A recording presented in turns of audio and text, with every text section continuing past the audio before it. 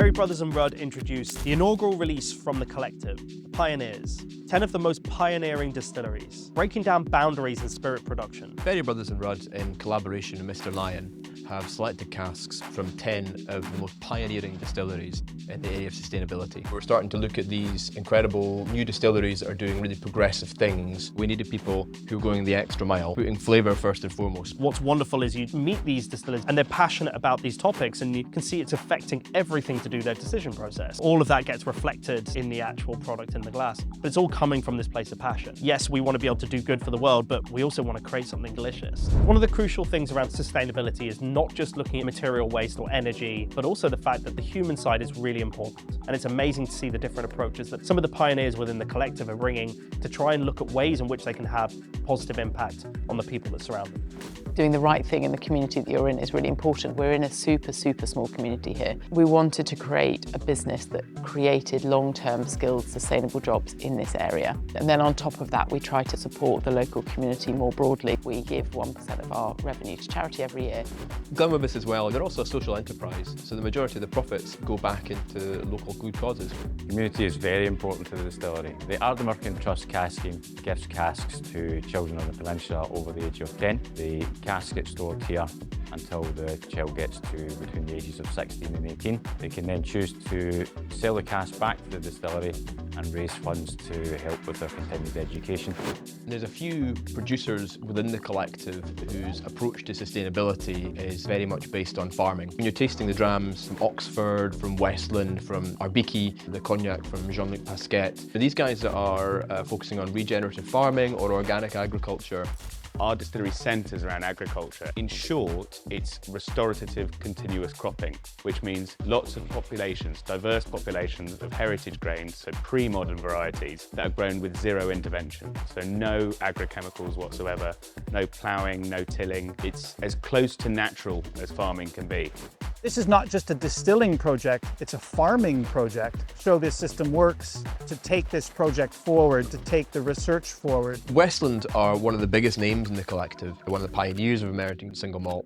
But they're still pushing for innovation, investing in barley research to essentially grow barley varieties that can grow in different areas with low inputs. We have a cognac from Jean-Luc Pasquet, which is a small family-owned cognac house. They practice organic viniculture and they just produce the most incredible, fruity, vibrant distillate.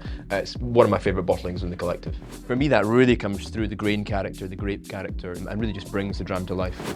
You might not notice it when you're enjoying a dram, but there's a huge amount of energy that goes in from the field right the way through to your glass. Some of the pioneers within the collective are really looking at this problem and trying to address where can they start to mitigate energy usage, but also where can this energy come from? These producers are all coming at it from very different places. The Radaman Estate, Shortcross in Ireland, Yeah. got this amazing, fruity single pot still whiskey from. They're using solar, they're using hydro, and it's breathing new life into this estate. Agitata are a super progressive distillery in Stockholm. Wet milling, vacuum distillation, so it's got a lower boiling point, needs less energy, higher gravity washes. Everything they can do to reduce energy consumption they've done. Arbiki, really pushing the boundaries, and arguably they're one of the most progressive distilleries within Scotland.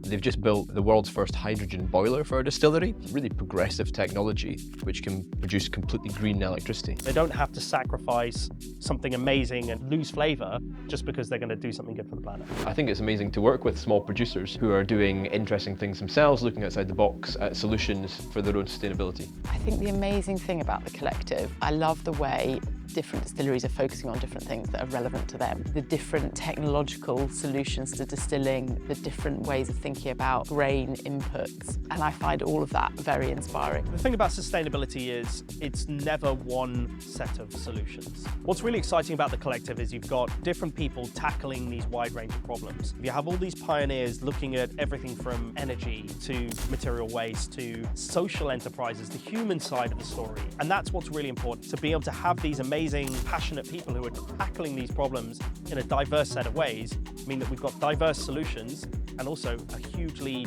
diverse output and set of flavours. Seeing these distilleries really take on that challenge, but also as a result of it, push flavour. You know, that's what's really exciting. Some of these teams have opened up different sets of flavours that they weren't really expecting. A little bit more effort for sustainability could actually come through in flavour.